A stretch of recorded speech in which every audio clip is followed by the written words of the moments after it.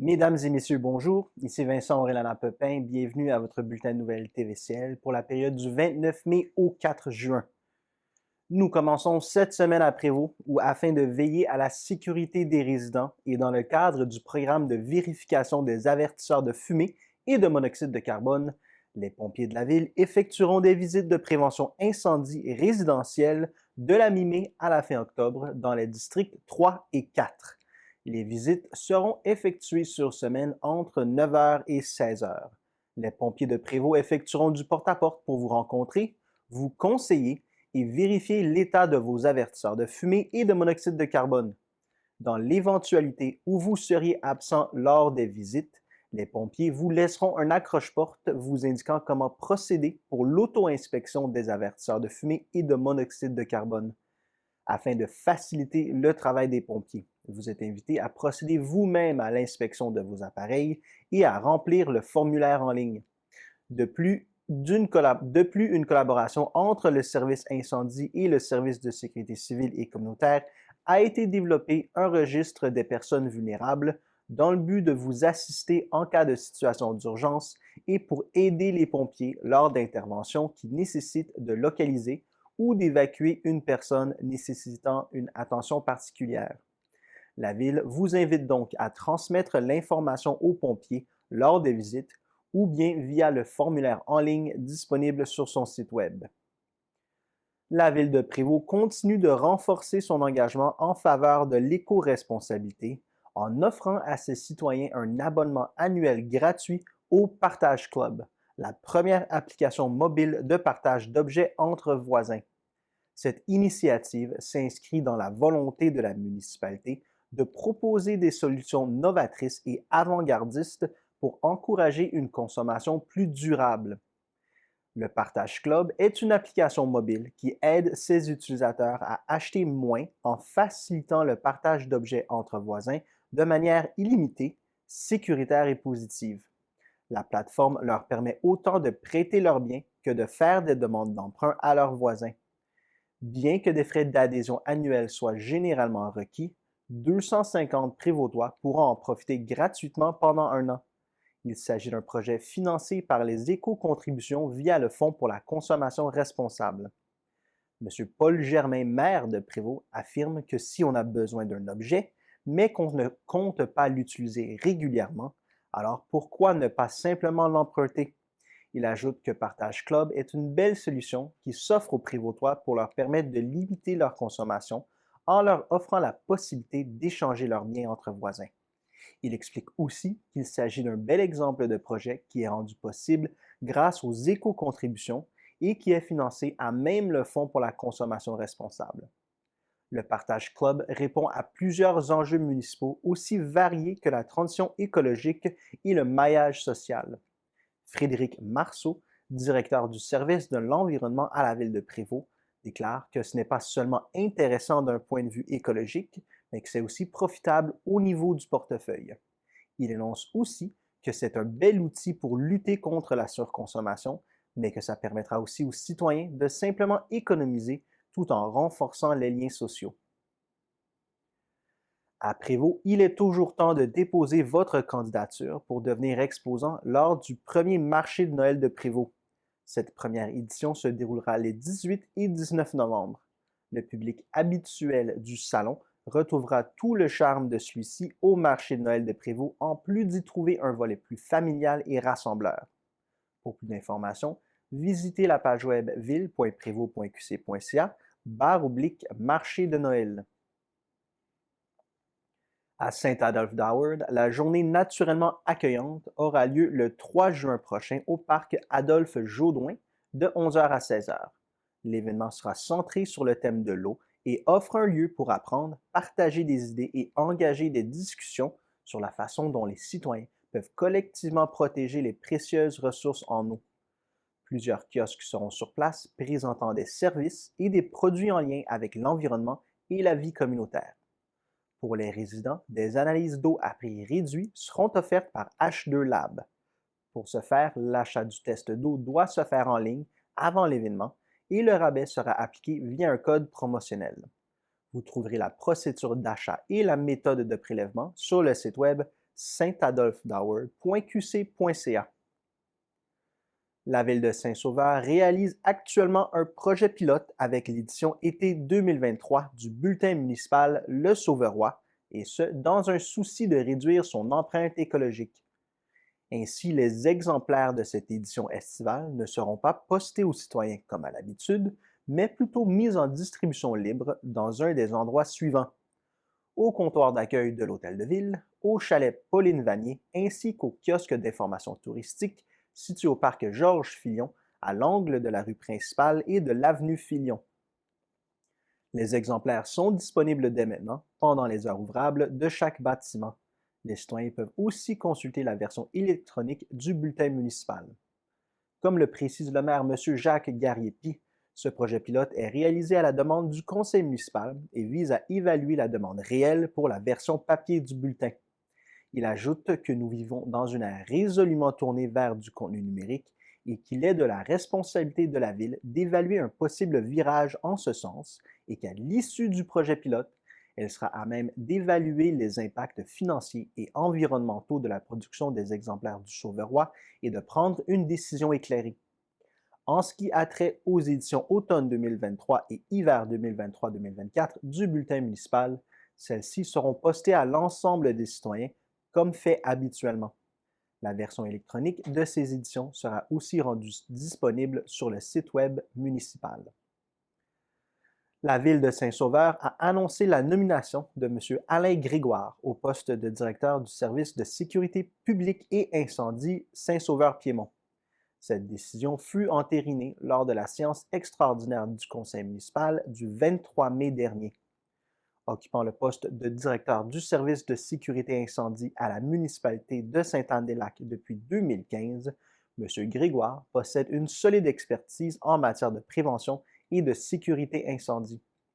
À ses débuts au sein de cette municipalité, il a mis en place une structure administrative puisque le poste de directeur à temps complet n'existait pas.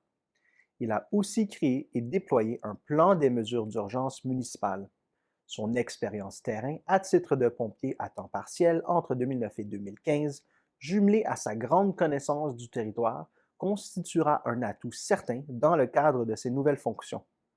M. Grégoire entrera en poste le 19 juin prochain en remplacement de M. Gérald Plante, qui quittera pour la retraite au mois de décembre.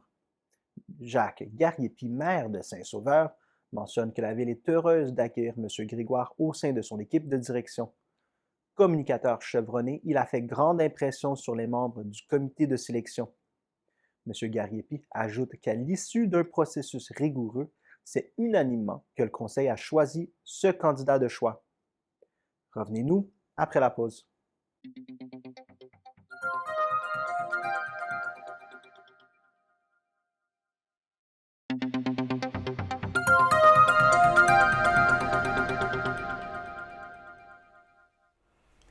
Nous sommes maintenant avec Mylène Gagnon, qui est directrice de l'organisme Table Forêt Laurentienne. Comment allez-vous aujourd'hui? Ça va bien, merci. Merveilleux. Vous êtes ici avec nous pour parler de ce qu'on appelle un PAFIO, qui est un acronyme pour quoi exactement? Oui, pour Plan d'aménagement forestier intégré opérationnel. D'accord. Je suis déjà venue vous parler un petit peu, je pense que c'était ce printemps, du plan d'aménagement forestier intégré tactique, donc le PAFIT, qui était en fait, on fixait les grands objectifs, les grands enjeux, les grandes stratégies en termes d'aménagement forestier.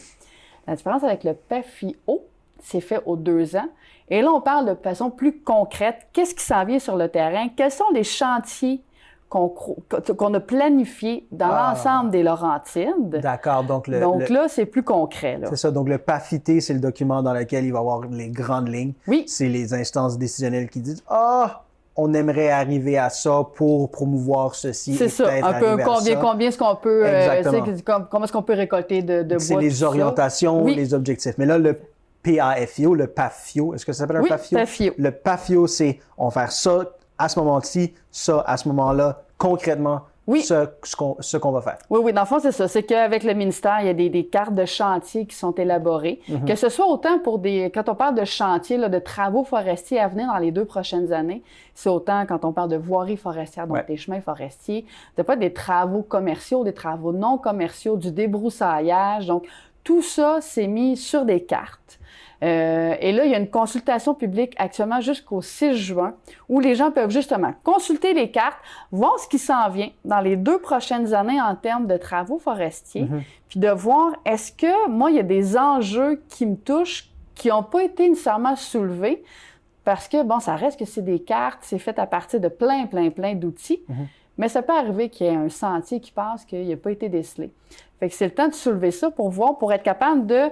Là, c'est les grands secteurs d'intervention qui sont ciblés, qui sont présentés dans le cadre de la consultation. Des fois, quand la population soumet différents enjeux, bien là, il y a des secteurs qui peuvent être retirés de ça. Le PAFIO présent, c'est le PAFIO de la région des Laurentides, de la MRC des Laurentides. C'est pour l'ensemble de la région des Laurentides. Okay.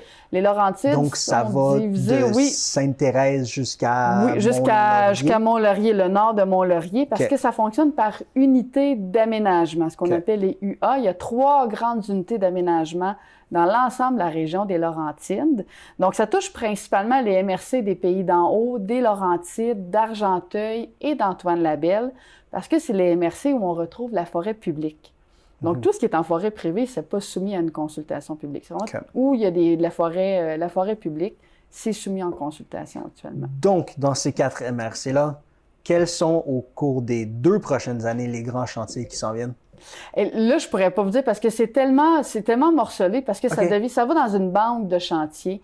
Mais il y en a vraiment partout, là. Mais puis, il y en a vraiment de toutes les sortes, autant du pré-commercial que du commercial, que des travaux de voirie, que du débroussaillage aussi, là. Il y a vraiment beaucoup de chantiers, donc je ne pourrais pas nécessairement identifier certains, mais toutes les cartes sont disponibles sur Internet. Puis j'imagine que c'est pas une grosse consultation publique qu'il va y avoir parce que c'est un territoire trop vaste à couvrir avec juste une consultation. Donc, j'imagine qu'il va en avoir plusieurs à différents endroits. Bien, en fait, ça revient aux 2 ans. Donc là, il y a une consultation publique actuellement qui est en cours. Donc, c'est le temps, là, maintenant, d'émettre des commentaires, des enjeux pour les chantiers qui sont présentés actuellement. Donc, c'est une consultation en ligne. C'est une consultation en ligne, oui, c'est ça. Il y a possibilité de prendre rendez-vous avec le ministère des Ressources naturelles et des Forêts pour aller rencontrer un spécialiste si on a des questions. Mais c'est pas... Oui, là, on dit, mon Dieu, c'est des gros chantiers pour les 2 prochaines années. Mais oui, il y a une consultation publique actuellement. Mais une des particularités dans la région des Laurentides, c'est qu'après, une fois la consultation publique, c'est pas terminé. Il y a quand même une 2e étape de consultation qui se fait pour chacun des chantiers spécifiquement. Et ça, c'est vraiment spécifique à la région des Laurentides. Donc, s'il y a un chantier qui s'en vient dans votre secteur, bien, l'association de lacs, la municipalité, tous les villégiateurs vont recevoir un avis de chantier. Il va y avoir un comité ciblé spécifiquement pour parler des opérations avec les industriels. Là, c'est le temps de dire, bien là, peut-être que finalement, on est mieux d'opérer le chantier l'hiver plutôt que l'été, ça va avoir moins d'impact pour le transport. Donc, je suis curieux un petit peu par rapport au type de chantier, parce que vous dites que les consultations publiques, c'est pour les travaux qui vont être effectués sur les forêts et les boisés en terre publique. Oui. Vous avez dit du commercial, industriel. Si c'est des terres publiques, je ne comprends pas comment des industries ou des commerces pourraient s'installer sur des terres publiques, à moins que ces terres-là aient été vendues. Non, quand on dit des travaux commerciaux, c'est pour pour aller récolter le bois pour le transformer en usine après. Parce qu'il y a des fois, il y a des traitements, on parle des traitements d'éducation de la forêt. Donc là, on vient aménager la forêt pour sélectionner un peu, l'aménager pour que les arbres, après ça, aient une meilleure valeur commerciale quand on va retourner les récupérer. Donc là, travaux commerciaux, travaux non commerciaux. Parfait. Et donc, la consultation publique en ligne disponible jusqu'à quand? Jusqu'au 6 juin. Donc, ça s'en vient quand même rapidement. Donc, jusqu'au 6 juin pour émettre déjà des commentaires sur les chantiers qui sont actuellement en planification. Puis Puis après ça, ben si jamais là, il y a un petit quelque chose qui a été oublié, ben restez à l'affût parce que il y a des comités ciblés qui vont être faits pour chacun des chantiers. Et par le site web de la MRC d'Antoine Labelle, il y a toute l'information aussi pour la consultation publique. Pour les chantiers à venir, il y a une carte interactive où est-ce qu'on voit le calendrier des activités qui s'en viennent là, pour chacun des chantiers actuels et à venir. Le mois de l'arbre, c'est le mois de mai. Oui, on est en plein dans le cœur du mois de l'arbre. Exact. Et donc, dans le cadre du mois de l'arbre et aussi du jour de la Terre qui était en avril, je crois, oui, c'est le 22 il y a avril. plusieurs villes et municipalités qui organisent leur journée de l'environnement ou leur journée de l'arbre, pendant laquelle ils invitent les résidents à venir ramasser, ça peut être des fleurs, ça peut être des plants de légumes, ça peut être des pousses d'arbres, du compost, du paillis, tout plein de choses. Et donc, ma question par rapport à ça que je vous pose, quel type d'arbres, donc, sont les meilleurs que ces municipalités-là peuvent donner aux résidents? Est-ce qu'il y a un arbre que moi, je peux planter chez nous qui est meilleur qu'un autre, qui est meilleur pour l'environnement, qui brûle le plus de CO2? Je connais très peu ça, donc je vous pose tout plein de questions. En fait, les arbres qui sont... chaque arbre va avoir son type d'environnement qui est différent. Donc, il n'y a pas un arbre qui ressort du lot plus que les autres. Ça dépend vraiment du type de sol où il va être planté, de son exposition au soleil.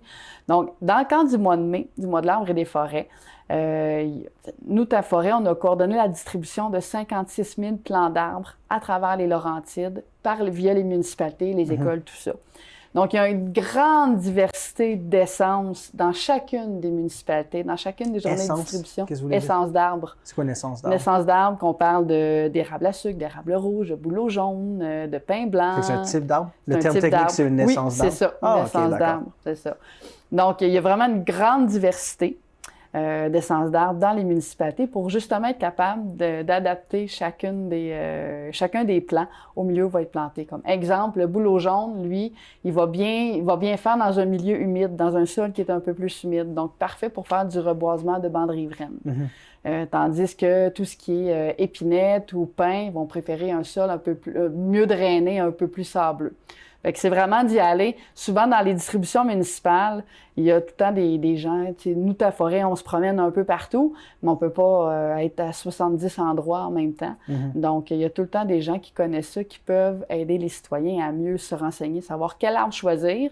Puis s'ils ont un arbre qu'ils veulent vraiment, ben où le planter pour qu'il soit dans son meilleur environnement possible. Y a-t-il un type d'arbre qui brûle plus de CO2 qu'un autre? Non. Non. Chaque essence d'arbre va capter son CO2 parce que c'est avec ça qu'il fait sa nourriture qui grandit. Donc, chacun des arbres a son utilité puis va être un bon capteur de CO2. J'aimerais parler un petit peu de l'utilité puis de la nécessité des arbres parce que de plus en plus, on a la densification. Oui. Puis même ici, dans le Nord, ça commence à nous rattraper. Donc, la densification fait en sorte qu'il y a de plus en plus de ménages, de résidences dans un endroit concentré. Et donc, l'asphalte foncé s'étend quasiment à perte de vue dans les milieux densifiés. Donc, ça crée les îlots de chaleur. Et la meilleure arme contre ces îlots de chaleur-là, ce sont les plantes, les arbres en particulier, puisqu'ils nécessitent moins d'entretien. Donc, parlez-moi un petit peu de cette nécessité-là puis de l'utilité des arbres dans ces circonstances-là. Bon, l'utilité des arbres, de façon générale, c'est sûr que pour abaisser la température, de façon générale, les îlots de chaleur, ça fait de l'ombre, ça crée de l'humidité aussi. Nos arbres respirent, transpirent, donc ça crée. C'est pour ça qu'il y a une certaine fraîcheur. Et c'est pour ça que là, dans le mois de mai, c'est plus propice aux feux de forêt parce qu'il n'y a pas d'humidité dans l'air, parce que les arbres n'ont pas encore leurs feuilles. Donc, ils ont l'utilité aussi du fait que quand il y a un changement d'aiguille, quand ils perdent leurs feuilles, bien, ça fait un compost forestier. Donc, ça sert à enrichir le sol aussi. Donc, il y a une fonction comme ça. Puis, ben, c'est pour ça qu'il faut le plus possible d'arbres en ville, puis une diversité aussi, parce qu'on l'a vu, exemple, à Montréal, avec la grille du frêne qui est très présente, bien, c'est des rues au complet qui ont été obligées de couper les arbres parce que c'était tout du frêne qu'il y avait dans la rue. Fait que quand ça commence, bien, c'est pour ça que c'est toujours mieux d'avoir une diversité d'essences dans nos villes pour éviter que quand un parasite ou un insecte arrive... Bien, ça, la grille du frêne, ça vient d'où? Ça vient d'Asie. C'est arrivé, tu sais, la plupart des parasites arrivent souvent par des containers, des trucs comme ça. Ou des fois, c'est par les États-Unis. Donc, ça migre du sud vers le nord avec les bouleversements climatiques On sait que ça va migrer de plus en plus aussi. Nous, on est chanceux. Dans les Laurentides, elle est présente, la grille, oui, mais pas autant que plus dans le sud. Donc, je vais poser une question qui peut sembler idiote, mais je vais la poser tout de même. C'est quoi la problématique avec la grille du frêne? Dans le sens que, avec ma connaissance très, très, très rudimentaire de la biodiversité et de l'écosphère, moi, ce que je me dis, c'est, OK, la grille du frêne mange toutes les frênes, attendons qu'ils soient toutes mangées, plantons d'autres choses par la suite. Je réalise qu'il y a sûrement un problème avec ça, puis vous allez me l'expliquer. Oui, bien c'est encore là, c'est que ça peut décimer une population, là. C'est comme un peu, le meilleur exemple, c'est un peu avec la COVID. Le coronavirus est rentré, bien, s'il n'y avait rien qui avait été fait, ça devient une pandémie. Donc, si on ne peut ne plus avoir, les frênes pourraient être appelés à disparaître. Mais c'est quoi le problème avec ça? Mais il n'y aura plus de frênes. Oui, mais c'est quoi le problème avec ça? C'est qu'il y a une perte de biodiversité. OK. Mais y a-tu des animaux qui mangent juste... S'il n'y a plus de frênes, du jour au lendemain, s'il n'y a plus de frênes au Québec, c'est quoi le problème? S'il n'y a plus de frênes au Québec, c'est qu'il y a quand même... tout est relié. Hein? Okay. Donc, il y a des insectes qui dépendent du frêne, il y a des animaux qui vont dépendre. Donc, il n'est pas là pour rien. Chaque fois qu'il y a une perte d'une espèce, que ce soit végétale ou animale, bien, c'est un maillon de la chaîne qui tombe. Donc là, ça entraîne des bouleversements. Puis, on ne sait pas. Puis la grille du frêne, là, elle s'attaque au frêne parce qu'il y a du frêne. Mais s'il n'y a plus de frêne, elle va s'attaquer à autre chose. Elle va s'attaquer à... Elle peut s'attaquer à autre chose. Elle peut changer son alimentation aussi. Là. Elle disparaîtra fait qu'elle s'appelle la grille du frêne pour l'instant. S'il ne reste plus de frêne, elle peut se décider à manger autre chose. Elle peut décider à manger autre chose, comme un autre exemple, un autre insecte qui est en épidémie, qui s'en vient. Là, on est à l'aube d'une épidémie dans les Laurentides. C'est la tordeuse des bourgeons de l'épinette. Mais la tordeuse s'appelle la tordeuse des bourgeons de l'épinette, mais elle s'attaque aussi aux sapins. OK. Donc, c'est pour ça qu'on... Mais avec la tordeuse, c'est cyclique et ça ne décime pas toute une population. Mais il y a de l'arrosage qui peut se faire pour en garder quelques-uns. Oui, c'est ça que j'avais posé comme question. Existe-t-il un push-push quelconque qu'on peut mettre sur les arbres pour les protéger? Pour la grille, il n'y a pas encore rien qui a été trouvé. Je sais qu'ils ont essayé des espèces de vaccins pour les arbres, mais c'est pas quelque chose qui fonctionne. Puis on peut pas faire d'arrosage comme... Parce que ce qui arrive avec la grille, la tordeuse des bourgeons d'épinette, c'est une chenille. Donc, elle est en superficie. La grille, elle rentre dans l'arbre. Donc, même si on arrose l'arbre, ça ne change rien. L'insecte est dans l'arbre. Fait qu'il n'est pas soumis aux insecticides. Ça prend combien pour un... La grille, ça se promène en troupeau? En pack? Ça se promène en quoi? La grille, c'est un insecte. Fait que c'est ça. Il n'y aura pas de volée de nuages comme de nuages d'agril. Là. Mais c'est parce que je me dis, ça en prend beaucoup pour manger un frêne. Mais c'est pas que ça le mange. Ah! C'est que il rentre dans le bois, il creuse des galeries, puis il amène des pathogènes avec lui aussi. Ah, OK. C'est ça. Donc, c'est la même chose pour l'orme. Il y a une maladie aussi, la maladie corticale de l'orme. Puis, chaque essence d'arbre a toujours... Oui. Ils ont tous chacun un prédateur, là, d'une certaine façon. Puis, des fois, c'est pas tant l'insecte qui est le problème. C'est les champignons ou les pathogènes que l'insecte amène en rentrant dans l'arbre, en creusant des galeries. Donc, c'est pour ça que des fois, on ne peut pas toujours intervenir comme on veut. Puis des fois, la meilleure façon d'intervenir, c'est d'éradiquer. Par contre, tous ces arbres ont toujours existé.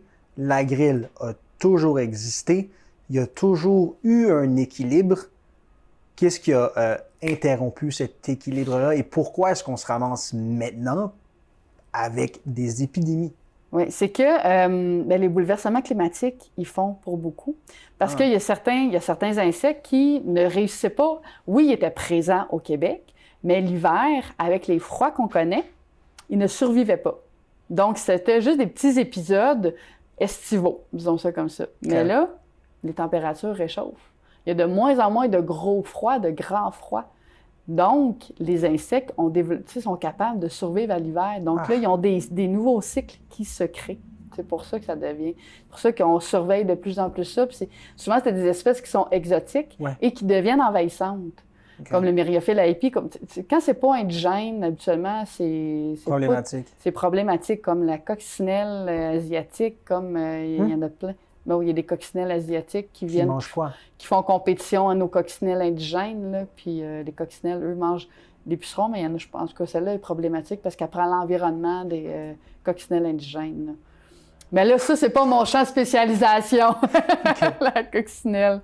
Mais tout ça pour dire que oui, il y a des équilibres qui se font, mais avec les bouleversements climatiques, on sait que les modèles vont changer parce que les modèles climatiques changent.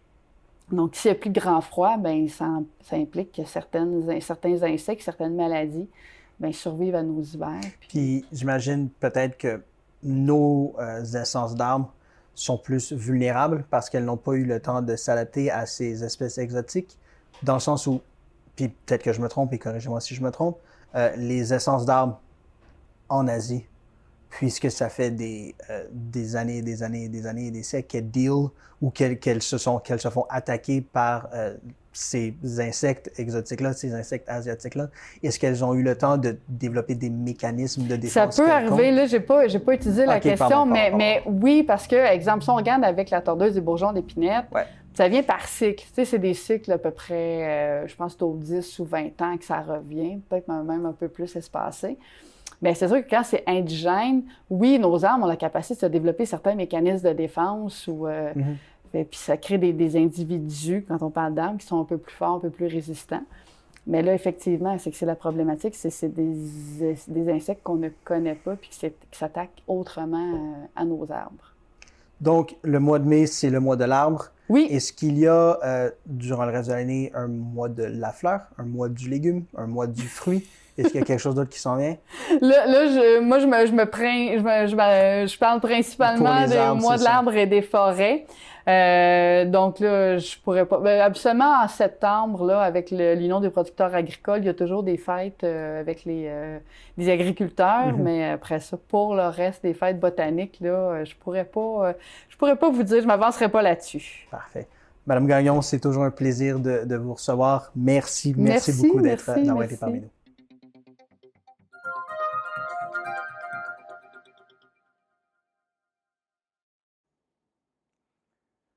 Force est de constater que le manque de ressources est un fléau auquel Val-David n'échappe pas. La municipalité fait appel à l'aide des citoyens en vue de répondre adéquatement à l'offre de services du camp de jour. Si la problématique n'est pas résolue, la Ville pourrait devoir refuser l'accès à des enfants déjà inscrits, faute d'animateurs et d'animatrices si elle ne réussit pas à combler ces postes. Voici ce que les citoyens peuvent faire pour aider. Partager les affichages de la municipalité sur les réseaux sociaux pour les postes d'animateurs de camp de jour et d'animateurs de services de garde. Les citoyens peuvent également promouvoir le camp de jour auprès des jeunes de 16 ans de votre entourage, de jeunes retraités de votre entourage ou de toute personne ayant à cœur le bien-être des enfants. La Ville est prête à moduler les horaires et à accepter des vacances au besoin. Le CI3S des Laurentides informe la population de la bonification de l'offre de services dans l'ensemble des sites de vaccination de la région. Afin d'améliorer l'accessibilité pour la vaccination des adultes, en plus des vaccins déjà offerts, d'autres types de vaccins prévus par le Programme québécois d'immunisation seront administrés gratuitement sur rendez-vous aux clientèles admissibles. Cet élargissement permettra un accès plus rapide à la prise de rendez-vous et aux services de vaccination.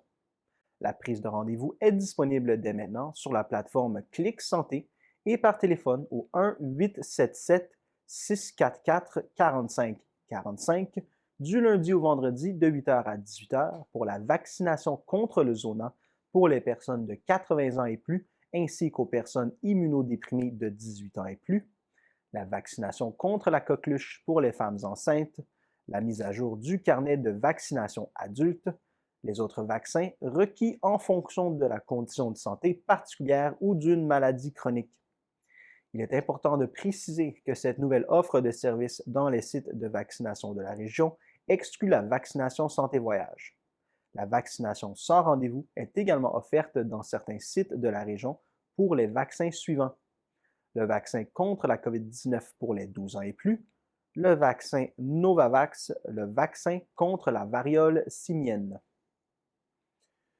Une vague de chaleur au début de la période estivale, alors que la population n'est pas encore habituée aux températures élevées, peut créer des effets sur la santé. Saviez-vous que cela peut prendre jusqu'à 2 semaines à une personne en bonne santé pour s'habituer à une température plus élevée?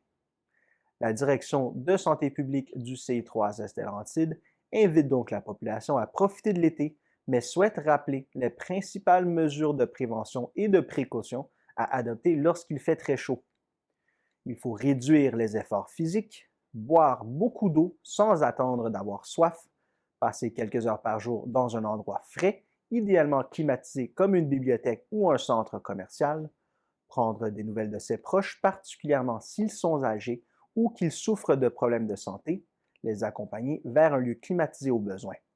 Il faut veiller à ce que les enfants soient bien hydratés. Il ne faut jamais laisser un enfant seul dans un véhicule automobile, même pour quelques minutes. Les sportifs et les travailleurs sont également à risque s'ils ne respectent pas les mesures de prévention. Les travailleurs exerçant des tâches exigeantes à l'extérieur ou utilisant des équipements dégageant de la chaleur sont particulièrement à risque aux coups de chaleur. Pour obtenir plus de renseignements, contactez Info Santé au 811. En cas d'urgence, appelez le 911. Pour en savoir plus sur comment prévenir les effets de la chaleur, consultez santélaurentide.gouv.qc.ca et québec.ca/chaleur extrême. Ce sont plus de 650 participants qui ont répondu à l'invitation du comité organisateur du colloque sur la violence conjugale et familiale qui s'est déroulé les 9, 10 et 11 mai dernier à Mont-Laurier. Cette deuxième édition, présentée en ligne et à l'espace Munispec, a attiré des personnes issues de différents horizons professionnels et de plusieurs régions du Québec et d'ailleurs dans le monde. L'objectif de ce dernier était de partager les connaissances, mais également de conscientiser la population sur la problématique. Parmi les moments forts de l'événement, mentionnons la présentation du sénateur Pierre J. Dalphond sur les avancées législatives fédérales en matière de violence conjugale, le partage et le spectacle intime offert par l'auteur-compositeur-interprète Laurence Jalbert, ainsi que la conférence de clôture de l'auteur américain Ludie Bancroft sur les meilleures pratiques pour des interventions efficaces visant à promouvoir la sécurité des familles, à responsabiliser les agresseurs et à favoriser le changement. Rosemonde Landry, présidente directrice générale du C3S des Laurentides, affirme que le thème retenu pour le colloque 2023, les différents visages de la violence conjugale et familiale, nous rappelle la complexité de cette problématique et surtout le fait que personne ne doit être oublié, les victimes, les enfants, les auteurs de violences. Elle ajoute que c'est en travaillant en collaboration et en partenariat que nous serons réellement en mesure de contrer la violence conjugale et familiale. La porte-parole du colloque et coordonnatrice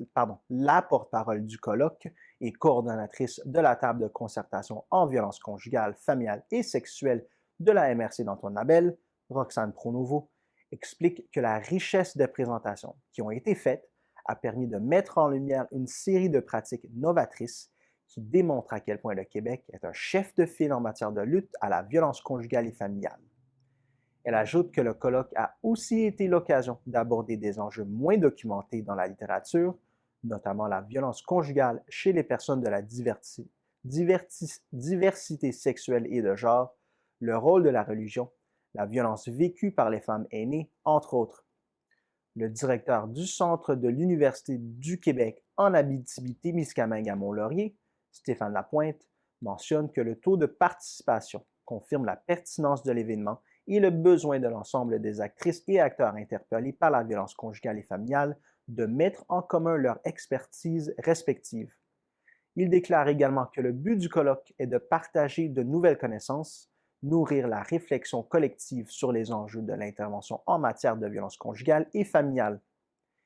Initié en 2019, le colloque découle d'une alliance entre la table de concertation en violence conjugale, familiale et sexuelle de la MRC d'Antoine Labelle, le Centre intégré des services sociaux des Laurentides et le Centre de Mont-Laurier de l'Université du Québec en Abitibi-Témiscamingue. Pour accéder aux ressources d'aide en violence conjugale sur le territoire, consultez la page web santélaurentide.gouv.qc.ca. La ligne SOS Violence conjugale est également disponible 24 heures sur 24, 7 jours sur 7 au 1-800-363-90-10. Revenez-nous après la pause.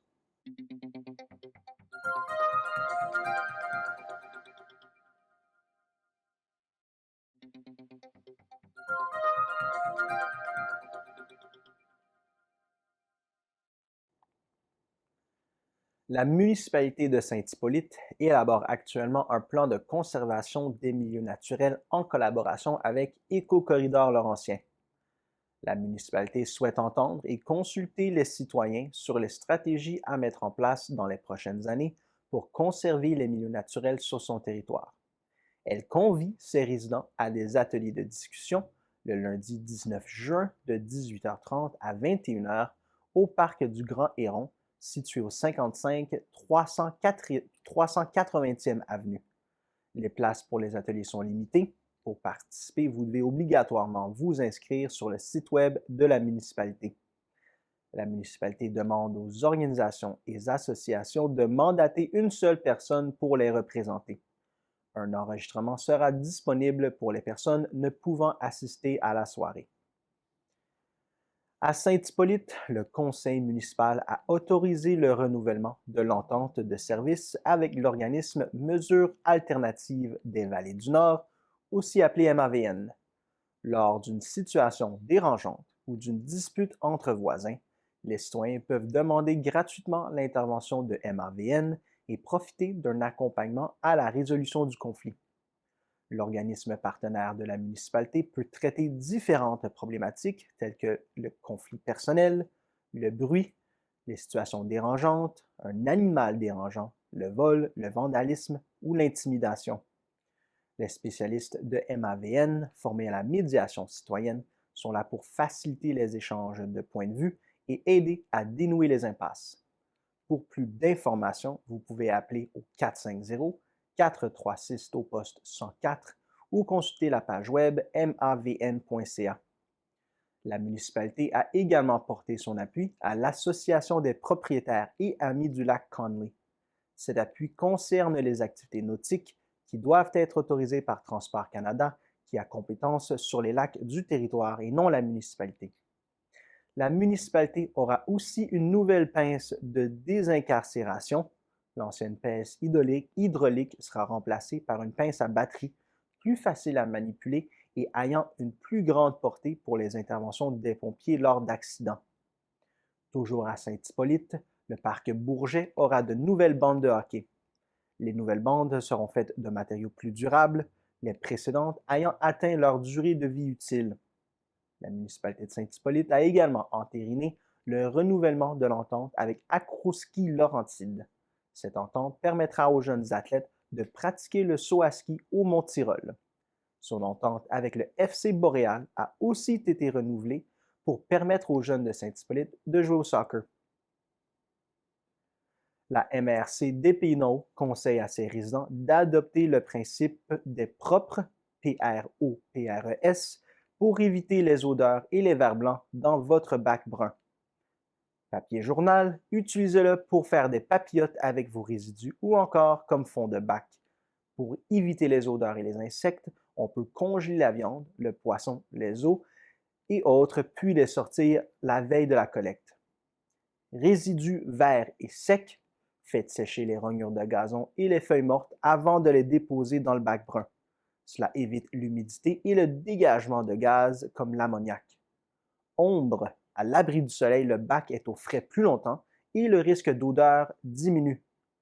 Principe de la lasagne, déposez les restes de table en alternance avec des résidus verts secs ou du papier journal pour amoindrir les émanations qui pourraient s'en échapper. Rinçage du bac pour tous les bacs, un rinçage régulier est de mise avec une solution d'eau et de vinaigre ou un savon doux biodégradable. Évitez les liquides pour minimiser le détrempage des résidus et pour garder le bac plus propre.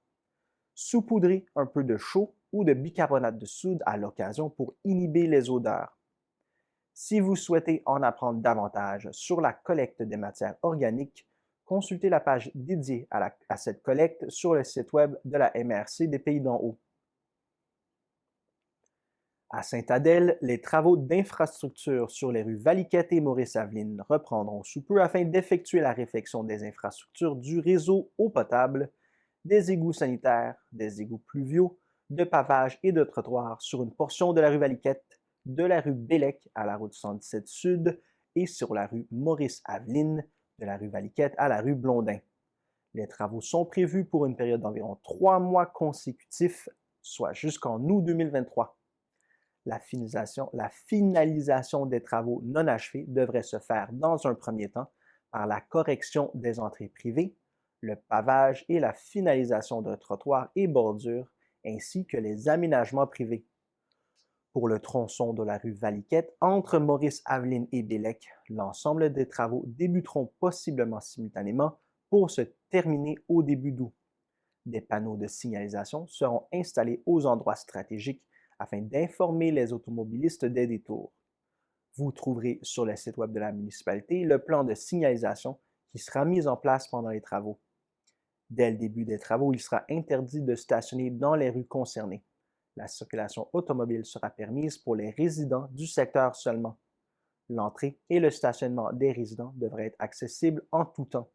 Dans le cas contraire, l'entrepreneur avisera les résidents 48 heures à l'avance de l'impossibilité d'accéder à leur propriété avec leur véhicule et ce, pour la période la plus courte possible. À cet effet, les résidents auront reçu une autorisation écrite de stationner dans les rues adjacentes à mettre en évidence sur le pare-brise intérieur de leur véhicule. Les services de police et de sécurité seront avisés de cette permission temporaire. Si des entraves ne permettent pas l'accès aux résidences pour la collecte des bacs, ceux-ci devront être placés en bordure de l'entrée la veille de la collecte. L'entrepreneur les déplacera vers un endroit où le camion de service pourra les collecter. La ville suggère aux résidents d'identifier leur bac avec les numéros civiques de leur adresse. Ainsi, l'entrepreneur pourra rapporter leur bac et non celui de leurs voisins. Les résidents qui disposent d'une borne de recharge pour leur véhicule électrique sont priés de communiquer avec les services techniques et hygiène du milieu pour les en aviser. Pour toute inquiétude ou question, les résidents peuvent appeler au 450-229-2921 au poste 3211 ou écrire à sthdm@vdsa.ca. Revenez-nous après la pause.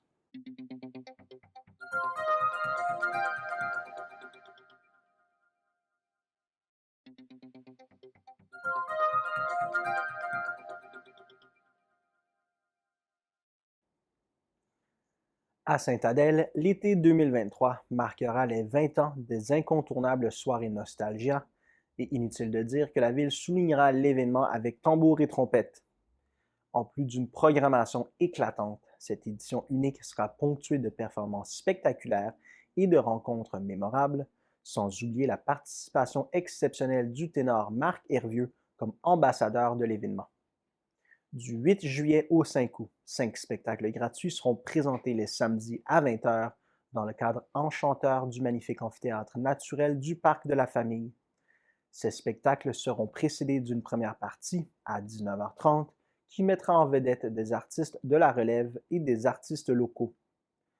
Le 8 juillet, il y aura présentation du spectacle « Tassez-vous de là », hommage au colloque, avec en première partie Jade Lessard. Tassez-vous de là, il s'agit d'une courte phrase qui évoque maintenant pour plusieurs les colocs, le groupe pop-rock québécois le plus emblématique des années 1990, tant pour ses thèmes contestataires que sa fusion des genres musicaux. Influencé par le swing, le country et le reggae, avec des textes incisifs teintés d'humour, la formation a laissé un riche répertoire que les 7 musiciens du groupe Tassez-vous de là font revivre admirablement. Avec ce spectacle festif et énergétique qui ravira autant les fans invétérés que les non-initiés, la troupe livre un vibrant hommage au colloque tout en faisant renaître la magie unique de leur performance sur scène. Le 15 juillet, il y aurait présentation de Ladies avec en première partie V. Laissez-vous séduire par les Ladies, un groupe 100% féminin. Talentueuses, charmantes, énergiques et passionnées, ces 5 artistes offrent un spectacle dynamique et diversifié dédié au succès des années 60 à aujourd'hui. Accompagnées de musiciens chevronnés, incluant une section de cuivre, les chanteuses promettent d'en mettre plein la vue avec leur répertoire pop, danse et rock, en plus d'émerveiller les spectateurs avec leurs costumes flamboyants, leur chorégraphie, leur harmonie vocale et des éclairages scintillants. Une soirée éclatante qui vous donnera envie de danser et de chanter à tue-tête les paroles des grands succès indémodables. Le 22 juillet, il y aura présentation de Guitar Story 2.0 avec en première partie The Tribe of Two. Amoureux de guitare, ce spectacle est pour vous. Cette soirée mémorable qui réunira sur scène 5 musiciens-chanteurs ainsi qu'un mur d'une quarantaine de guitares est un véritable hommage à cet instrument mythique et aux guitaristes les plus influents des 100 dernières années. Mise en scène de façon flamboyante avec éclairage et costumes époustouflants, le spectacle alterne d'un style à l'autre pour mettre de l'avant la guitare et le son de chaque guitariste. Du rock de Jimmy Page et David Gilmour au country de Brent Mason, en passant par le blues de Stevie Ray Vaughan et le métal de Iron Maiden. Un spectacle à couper le souffle. Le 29 juillet, il y aura présentation d'Alexander DaCosta et King Melrose, Wolfgang vs. Elvis. 25e anniversaire du festival Stradivaria avec en première partie Roxane Garceau. Événement nomade et unique, le festival Stradivaria sera de passage aux soirées Nostalgia et proposera un duel musical exceptionnel entre le chef et violoniste de renommée internationale, Alexandre DaCosta, et le roi des palmarès, King Melrose.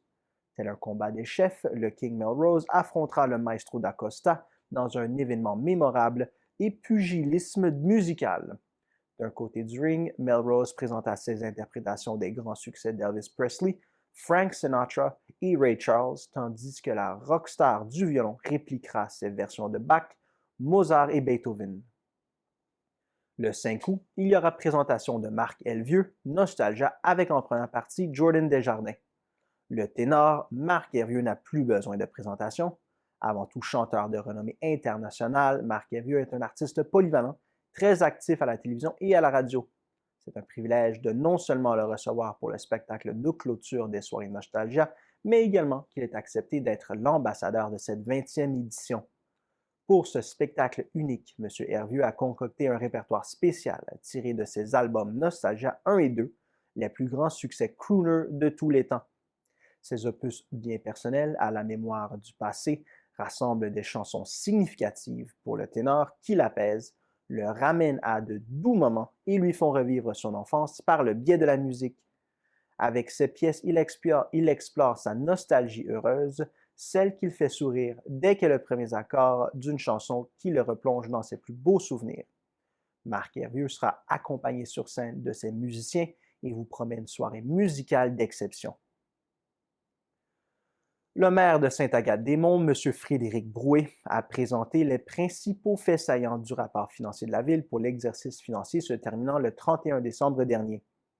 L'exercice financier 2022 de la Ville de Sainte-Agathe-des-Monts s'est soldé par un excédent de 3,6 millions de dollars qui s'explique principalement par des revenus supplémentaires non récurrents tels que l'augmentation de 168 700 dollars des paiements tenant lieu de taxes des 2 paliers de gouvernement, des revenus supplémentaires en nouvelles taxes de 301 400 dollars, la vigueur du marché immobilier qui s'est poursuivie avec des revenus additionnels de 1,3 million de dollars en droits de mutation et permis et la vente de terrains municipaux qui a rapporté 821 300 dollars. M. Brouet explique que la situation financière de la Ville est saine et qu'elle a une certaine marge de manœuvre et que le conseil municipal va donc saisir cette occasion pour poser des gestes concrets en investissant dans le renouvellement des infrastructures publiques et dans les services aux citoyens. Les dépenses d'immobilisation se sont élevées à 6,7 millions de dollars en 2022. Les principaux investissements ont été réalisés dans les éléments d'actifs principalement liés aux infrastructures routières, d'aqueducs et d'égouts pour un montant de 3,9 millions de dollars, mais aussi aux installations sportives, de parcs et de terrains de jeu. Par ailleurs, la dette à long terme de la Ville est sous contrôle et est en baisse de 1 million de dollars par rapport à l'année précédente. Elle s'élevait à 33,3 millions de dollars au 31 décembre 2022. Le maire a rappelé que l'année 2023 sera marquée par la réalisation de plusieurs chantiers d'importance, dont certains sont déjà en cours. Parmi ceux-ci, il y a celui de la démarche de la planification stratégique 2024-2029 qui a été enclenchée récemment et qui vise à définir la vision, les aspirations et les projets porteurs pour les 5 prochaines années. Les citoyens sont actuellement consultés et impliqués dans la démarche. Pour en savoir plus sur la démarche, consultez la page web ville.saint-agathe-des-monts.qc.ca/plan stratégique. Parmi les autres chantiers prioritaires, notons l'actualisation des politiques municipales amies des aînés culturelles et familiales qui reflèteront la réalité d'aujourd'hui. L'élaboration d'un plan de mobilité active pour développer et encourager les modes de transport écologiques, la conception d'un plan de protection des espaces verts pour valoriser et pérenniser les milieux et sentiers naturels, la finalisation du plan directeur d'aménagement de l'îlot sportif prévu à côté du centre sportif d'Amiens-Étu, la mise en place de diverses mesures incitatives pour soutenir le développement de logements abordables et durables. La Ville de Mont-Laurier informe ses citoyens des travaux qui seront réalisés au cours de l'été 2023. Au total, près de 8,5 millions de dollars seront investis dans les différentes infrastructures de rues, de chemins, de trottoirs, sans oublier les investissements qui viendront bonifier l'offre de services en matière de culture et de loisirs, en permettant ainsi de poursuivre le plan stratégique 2019-2025. Le maire, Daniel Bourdon, explique que la Ville poursuivra le déploiement du plan stratégique et est très fière des investissements planifiés à l'été 2023 et qu'encore cette année, plusieurs chantiers seront réalisés au cours de l'été afin d'améliorer les infrastructures de rue, de culture et de loisirs pour les citoyens. Dans le cadre du programme d'aide financière Taxe sur l'essence Canada-Québec, la Ville de Mont-Laurier continue ses investissements pour la mise à niveau de ses réseaux d'égouts sanitaires, aqueducs et pluviales. Pour l'été 2023, cela représente plus de 1,5 million de dollars qui seront investis pour réaliser des travaux majeurs de réfection des infrastructures concernant le réseau d'aqueducs, d'égouts sanitaires et pluviales, de trottoirs et d'asphalte, de la chaussée sur une partie du boulevard Paquette entre la rue Giroux et la rue Lavergne et sur la rue des Carrières entre la rue Montcalm et la rivière du Lièvre. Avec l'aide des sommes perçues par le biais de la taxe à l'investissement et différents autres modes de financement, plusieurs interventions sont prévues afin d'améliorer diverses infrastructures routières et piétonnières, autant en matière de l'asphaltage de la chaussée que la réfection des trottoirs sur la rue Charles, entre la rue de la Madone et le boulevard Parquette, sur la rue Mercier, entre la rue Charles et la rue de la Madone, sur une section de la rue Parent, en prévision de la construction du nouveau pavillon de l'UQAT. Ce tronçon inclura la construction du premier carrefour giratoire à Mont-Laurier. Il y aura aussi construction d'une nouvelle rue dans le secteur des avenues en lien avec un projet de développement résidentiel.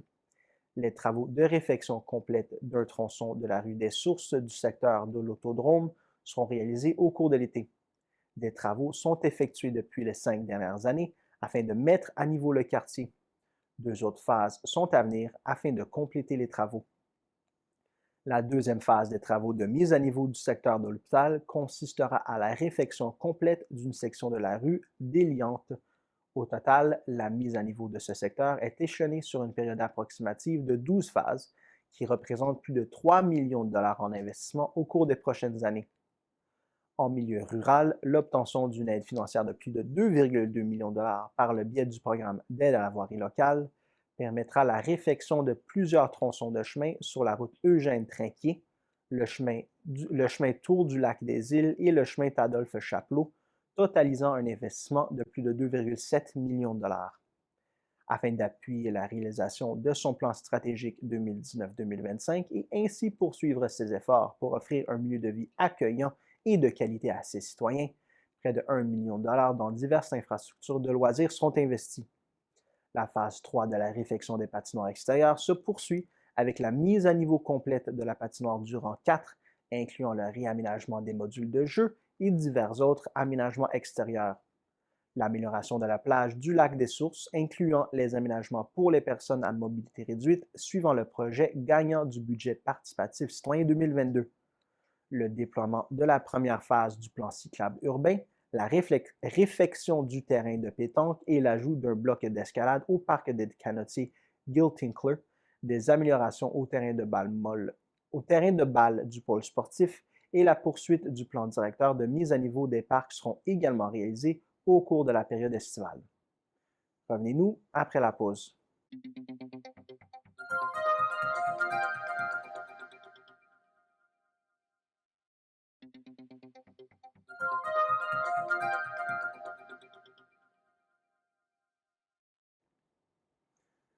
La ville de Mont-Laurier, en collaboration avec Arbre Évolution, est à la recherche de bénévoles pour la réalisation du projet de reboisement social au sentier intergénérationnel André-Bolduc à l'arrière de l'hôtel de ville.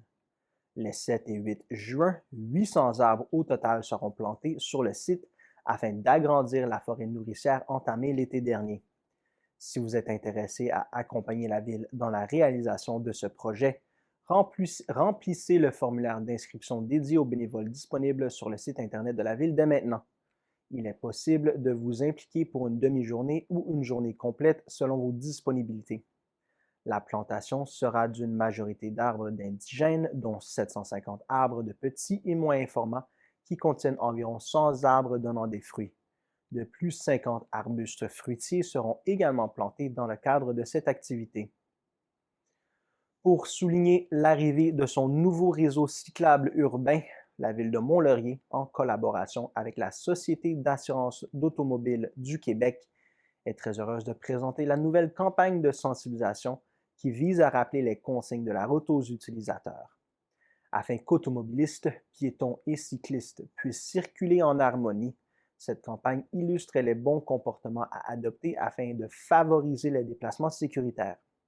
La campagne de sensibilisation sur le thème de la planification stratégique de la ville de Mont-Laurier est déployée par le biais des réseaux sociaux et prochainement par le biais de la radio de CFLO et dans le journal L'Info de la Lièvre. De plus, des panneaux routiers seront également visibles pour les usagers de la route à compter du 6 juin. Le maire de Mont-Laurier, Daniel Bourdon, affirme que puisque le réseau cyclable est une nouveauté dans le paysage du centre-ville de Mont-Laurier, il était important pour les membres du conseil municipal de mettre en place les efforts afin de sensibiliser les citoyens au bon partage de la route. Il ajoute que la ville est très heureuse du partenariat avec la SAAQ qui a permis de développer sa propre campagne de sensibilisation à cet effet. La première phase du réseau cyclable, développé en partenariat avec Vélo-Québec, a pour objectif de permettre l'accessibilité aux diverses infrastructures de la ville en bonifiant la route verte déjà existante. Ce réseau offrira également la chance aux cyclistes et aux touristes présents au kilomètre 200 du parc linéaire du Petit-Train du Nord d'accéder aux infrastructures du centre-ville. Dès le 6 juin, la piste cyclable sera disponible jusqu'au 1er novembre. Pour les années à venir, le réseau cyclable sera accessible du 1er mai au 1er novembre pour les cyclistes. Des supports à vélo seront notamment accessibles à plusieurs endroits stratégiques de la ville afin d'inciter les citoyens à opter pour ce moyen de transport économique et éco-responsable. Afin de conceptualiser un plan cyclable sécuritaire qui respecte les principes d'aménagement et les tendances actuelles, la Ville a donné un mandat à Vélo-Québec afin de concevoir un plan de qualité qui répond aux habitudes de déplacement des citoyens. Les citoyens constateront que certaines cases de stationnement ont dû être retirées sur certains tronçons de rue, dont celle de Alix et du Pont et le chemin Adolphe-Chapelot, afin d'assurer la sécurité des cyclistes et ainsi favoriser le partage de la route entre les piétons, les cyclistes et les automobilistes. De nouvelles phases sont également prévues au cours des prochaines années afin de bonifier l'offre du plan cyclable pour entre autres desservir les quartiers jusqu'aux infrastructures à proximité du centre-ville. La MRC des Laurentides invite ses nouveaux résidents à la grande fête de bienvenue qui aura lieu le samedi 17 juin de 11h à 15h30 à l'ancienne pisciculture de la MRC située à Mont-Blanc. Si vous êtes un locataire ou un propriétaire de l'une des 20 villes et municipalités de la MRC des Laurentides depuis 2020, cette activité festive est pour vous. Dans sa volonté d'attirer et d'accueillir de nouveaux résidents d'ici et d'ailleurs, la MRC des Laurentides s'investit vigoureusement dans des initiatives et des actions concrètes pour souhaiter un bienvenu des plus chaleureux à tous ceux et celles qui choisissent le merveilleux territoire.